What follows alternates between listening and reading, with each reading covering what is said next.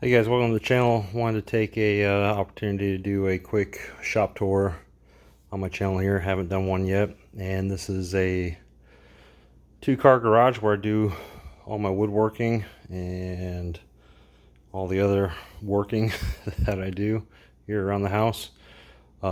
Usually I share half of it with my Jeep, but I've got it out of here right now. One, it'll make the tour a little bit easier to see, and two, I've been working on a lot of larger projects and I've just needed some extra space to spread out in here, so got the Jeep out of here for now. But normally you can kind of see the oil stains there.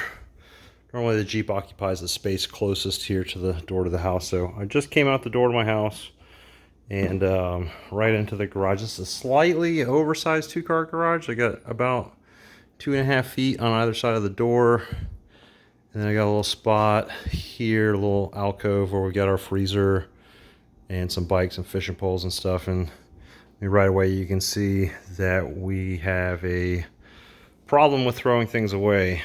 You can see all the boxes and totes and stuff that we got full of stuff, but been able to make decent use of the space for what it is. But yeah, so getting started here, get my welder. It's a Hobart MIG 220 welder. Not that great of a welder right now. This used to belong to my father-in-law, and I'm trying to self-teach myself a few little things about welding. We've got it on a just a cheapo Harbor Freight shop cart, which actually works pretty good for what it is, at least as infrequently as I use this thing. Next up here, got my US General 44-inch tool chest and cabinet with 2 end lockers on it, and this is where I keep most of my mechanics tools, sockets, wrenches, screwdrivers, all sorts, pliers, automotive tools, some woodworking stuff in here, but for most part this is mostly automotive and mechanic type tools. I use these for storage. I've got some extra woodworking stuff in there, just kind of a catch-all down here at the bottom. Just random stuff. I'm not really doing a detailed tour here of the toolbox, but just kind of showing you some of the stuff. Top, of course, is a clutter catcher. And this side, keep most of my fluids, lubricants, and automotive liquids and stuff in here, oils, and can't talk. So on in there. The nice thing about these is that I can lock them so the kids can't get in there. And keeps everything nice and safe. Further down the line here, I've got an old Craftsman. This is a 26-inch cabinet and chest, tool chest. This used to belong to my father. He gave it to me several years ago, and still in decent shape. I had all my mechanic tools in this until a couple years ago when I upgraded to that. And now I just use this for spare parts, screws, nuts, bolts, random hardware. Get something hung up in there. Nails. Just all sorts of miscellaneous random stuff. Put some WD-40 on that. Miscellaneous hardware. So on. You kind of get the point. Down here I've kind of got a drawer dedicated to plumbing stuff. Another random hardware drawer. Got a lot of the cabinet hardware that I use on my projects in here. Then a drawer dedicated to electrical stuff, and then just more random stuff on the bottom. That bottom drawer is a little bit of a pain in the butt to open. I built a little makeshift hutch in the middle, and I've got my chargers on there.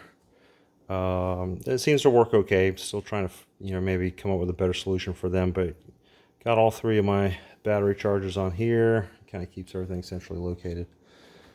Moving further down the line, got my workbench, assembly cart, planer cart, portable bandsaw, or not portable, but a benchtop bandsaw, vise, drill press. I got shelves above, got some wood storage on there, and some paints and so on above that.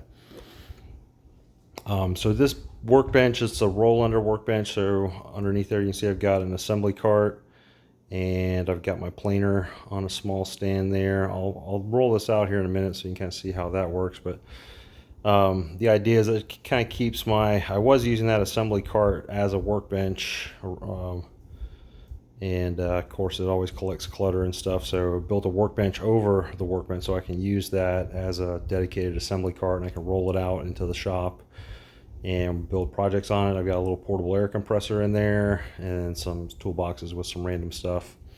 Plan on doing something down the road to organize that a little bit better.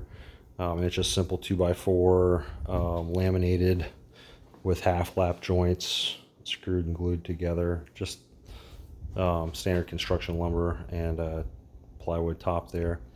On top of here, like I said, I got my bandsaw, my vise, little drill press. So these have a home to live in, and then I've got most of my cordless power tools up here on a little hutch or a little ledge in the back. And I've got my Craig jig kit, drill bits, driver bits and stuff like that there. Got my cordless impact gun back there, cordless nail gun. That's the one you can tell I'm a fan of Makita tools, but that cordless 18 gauge nail gun, that's probably the one tool that I am actually am disappointed in. I mean, it works. It's weird, but it takes 4 or 5 shots to get it warmed up and calibrated correctly, and that can really booger you up on a project. But a couple of cordless circular saws there, a few drills, cordless router, oscillating tool in the back there, and a little Craftsman box with some random stuff in the back. This is my work center when I'm doing a project. Kind of a neat place to put my laptop so I can see my plans, and if I got a pad with a lumber list on there, and if I got my box of drill bits. It's just a place to kind of be kind of a hub when I'm working on a project there. And I've got some other tools up there, some more organization coming here in the future. Then we turn this way, I've got some plywood offcuts, scrap left over, leaned up against the wall in the corner. I'm not a fan of hanging on to offcuts, but as all the projects I've been working on lately, I've kind of built back up a little bit of a scrap pile again, so I've got to start thinking of some things that I can build to use that up. Above that, I've got a rack on the wall that holds some of my solid lumber, and I've got an assortment up here of yellow heart pine, cypress, and then just some random cabinet scraps that I've picked up along the way. But the yellow pine up here is an interesting story. This is from pine trees that were cut from my parents' property and milled on a Wood Miser portable bandsaw mill, and I've had them sitting in here for, I don't know, 3 or 4 years now, and just trying to come up with a project to use them for. I've got some 1.25" by about 12" wide boards there, and then 2.25" by 6" wide boards up here. I'll make a nice table or something one day out of this stuff. I got some clamps on the wall. You can see I've got a few rows of French cleats on the wall on here, and I'm just that's what my lumber rack hangs on. I got my clamps just kind of ledged on there as well, and it works decent for now. I've got some accessories for my shop vac. Over here, I've got a 24" drum fan, so when I'm working in the shop. So you can kind of see, if I come back here, you can kind of see this way. My woodworking stuff kind of occupies this side of the garage. This side normally has the Jeep in it. And you can kind of see I've got everything grouped along this wall.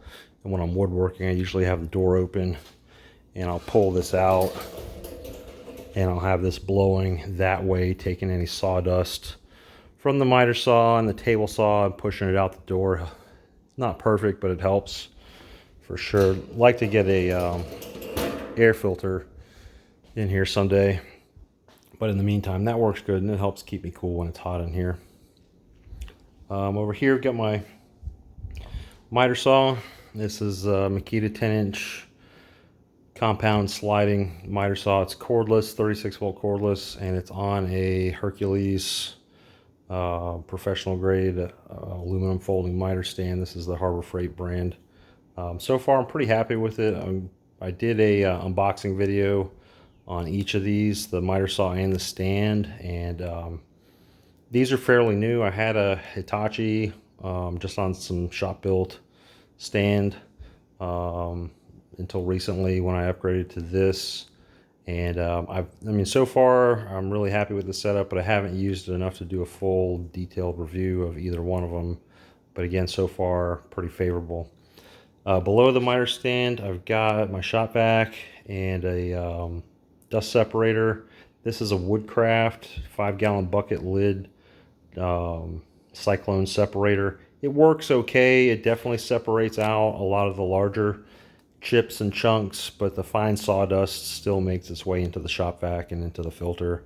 But it works well with the planer and cleaning up, or after my, my jointer doesn't have a port on it to collect the wood chips, but this does a good job, like I said, keeping the bigger stuff out of the shop vac, but it by all means still lets a decent amount of the fine dust through. And I don't know if I'm gonna fiddle around with this some more, maybe try another one of the separators, or if I'm just gonna go ahead and bite the bullet and do a full-on dust collector. As you can see, I don't have a dedicated dust collector. This works decently. This setup plugged into the miter saw collects probably, I don't know, 60-70% of the dust out of the miter saw. It's definitely a lot better than without it. If I forget to turn it on or if I forget to set it up, this thing definitely spews dust all over the place without the vacuum going. So it definitely makes an improvement, but it's not perfect. And then I also use this with that small 1.25" hose in the back there with my cordless circular saw. And I've got the circular saw itself came with a dust port, but the vacuum adapter that goes in here is a little smaller, so I just used it. I'm sorry, it's a little larger, and so I got this is a 1-inch CPVC plumbing coupling. I heated it up with my heat gun and molded it around the shop vac out port, and then it fits perfectly in that port. So this little homebrew adapter, and that works pretty good hooked up to the shop vac with this. If I'm breaking down sheet goods here in the garage, if I've got that hooked up to the shop vac, it does a pretty decent job of controlling the sawdust. So again, definitely better than not having anything. So moving on down here, I've got this crate. This was given to me by somebody. It was a crate that the new Jeeps, the factory lift kits come in, and I've been trying to work this into some kind of shop furniture. I was going to put the air compressor in there and then put a drawer. I put some casters underneath it to roll around. It fits under the table saw wing, but I'm still not committed to that yet, so not sure what's going to happen here with that little crate. And then above it, I've got the table saw. This is a General 350 table saw. It's 220. I think it's a 2.5 or 3 horsepower motor. I'm not sure, forget. But it's 220 volts. It is a beast. My 220 plug is all the way over there, so I've got to unroll the cord and plug it in when I want to use it. And it's on a mobile base. Doesn't roll the greatest, but I can move it around fairly easily, for a table saw that probably weighs 500 pounds. And then it's got a 52-inch Paralock fence on it, which I understand was a pretty high-end fence for back in the day. It is nice and straight and secure and true and square to the blade. The only thing I don't like about that fence is that it's basically permanently attached on these rails. You can't pop this off and store it aside if you want just an unobstructed flat surface. And it's takes a little bit of effort to slide it side to side. It constantly needs to be cleaned and lubricated to make sure it rolls freely. This had a Formica top here in between the two rails, the front and the back rail. This saw was given to me by my father-in-law, and it wasn't his saw. It was his neighbor's saw, and his neighbor passed away, I don't know, about 15 years ago or so. And my father-in-law made a deal with his widow to purchase a lot of his woodworking stuff. And when me and my wife started building this house, my father-in-law gave that to us to use while we were building the house. Although not having the house with the electricity and therefore not having 220 on site here while we're building it, really didn't get to use it while we were building it. I had to use my portable saw. but certainly when we got done building the house, this thing has done yeoman's work here in the shop, building furniture and shelves and built-ins and all kinds of projects here.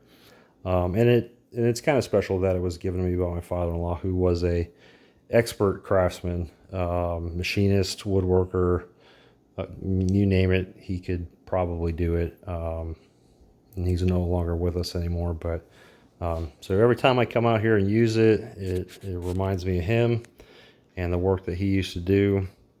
Yeah, it's just a nice part of the shop. And it, you know, for an older saw, this is probably, I don't know, I'm guessing early 80s, late 70s vintage. It still works like a champ. I need to build a new table here in between. Like I said, the Formica one, when I got it, was toast, and then I cobbled together some MDF and some 2x4s in there. And this thing's starting to get kind of ratty, and the saw deserves a better side table on it. So that's going to be a project coming up soon. Over here on this side of the table saw, it's got a outfeed roller system or support. This thing flips up, and if I left enough room here, nope, it's just enough. So anyways, this thing flips up and helps roll sheet goods off of it. I mean, I definitely like that it has it. I just don't like this gap from the table to this roller, especially on the sides. There's a larger gap, but even here you can see the gap where pieces can fall off. I'm thinking about doing something with this, maybe making this more of a table that flips up than the roller system, because I really don't run full-size sheets through here anymore, especially sideways. I mean, if this thing only had a 36-inch fence on it, it would be fine for what I do. You know, I primarily break down the sheet goods with a circular saw and a saw guide. But yeah, think about kind of maybe making this into a table that flips up, so that small pieces, you know, they have a little bit better place to land when they come off. And in this corner, I've just got some random junk. I've got my generator, airless sprayer, table saw sled, bucket of primer there. Got some random stuff on here. There's some chairs that I built for a friend. I've got to sand and paint those up. I've got some more French cleats on the wall here for random stuff, and more shelves above. You can see lots of shelves here. Right next to the table saw, let me move this out of the way, is my jointer. This is a Jet 110 jointer. It's an older Jet model. Works pretty good. I picked this up from a woodworking shop. I think it was going out of business for a little bit of nothing, really. And I don't use it a whole lot, but it's one of those things that when you do use it, there's really not many. Well, there are ways to edge joint without a jointer, but when you need to face joint something, really this is the best way to do it. So, and I've got it set up right next to the table saw here, where the fence is lower than the top of the table saw, and you know, with the material kind of going the same way, it works out. I found this. I've rearranged this shop. My wife will tell you so many times in the last 10 years. And I found this setup seems to work the best for reserving one bay here for the Jeep, and we've got some random stuff here, that dog crate and this old desk that we need to do something with, kind of a clutter area there. But this kind of horseshoe arrangement where I got the workbench in the back, miter saw in the middle, table saw on the other end facing out. And then when I'm working on something, I'll take the assembly table and I'll kind of put it right here in the middle, so it's kind of like a ring. Again, not a perfect setup, but it works good. You'd be surprised some of the projects that I've turned out of this garage, big projects, built-in cabinets and shelves, and it gets a little tight sometimes, but it works. So this is my quick small shop tour. Thanks for watching. If you have any questions about anything specifically, I'd be happy to do a more detailed video on something else. This one's already getting kind of long, and you know, maybe this will be something I'll do every year, and we'll watch it change. Like I said, things change around. My advice to anybody with a small shop, or really any workshop, the more stuff that you can make mobile, the better. I went through a phase where I had this whole wall was a miter saw station and tables, kind of like that, the workbench where stuff could kind of go underneath. And I did kind of design it and build it kind of quickly and without a ton of thought, but I mean everything was kind of permanent, couldn't move it around. And well, you see it's not here anymore, and it just took up way too much space. So I kind of went back to a more lighter, nimbler setup with the mobile miter saw, with the more compact workbench, with the table that nests underneath. The table saw, it's a behemoth. I can't really do anything about that, make it smaller. But again, it's, you know, it's practically part of the family, so I'm glad to have it here. And the way, you know, I've got this offset here by the door, and I kind of keep it over to the side. It gives me an area just to kind of put some clutter on, and it still gives me a nice, you know, clear table. And when I'm running along stuff, I can open the door and I can run it out through the door, and have plenty of room. So it seems to work well for now. And like I said, we'll see if things change. But anyway, so yeah, the video's getting kind of long. Thanks for hanging in there and watching if you stayed here till the end. If you're new to the channel, please check out my other videos. Definitely still developing my YouTube and video content creating skills. They are severely lacking behind my woodworking skills. But you know, feel free to check out my other videos, and you know, stay tuned for projects and stuff coming up in the future. Like, comment, subscribe, all those good things, and stay well. Thanks for watching. Bye.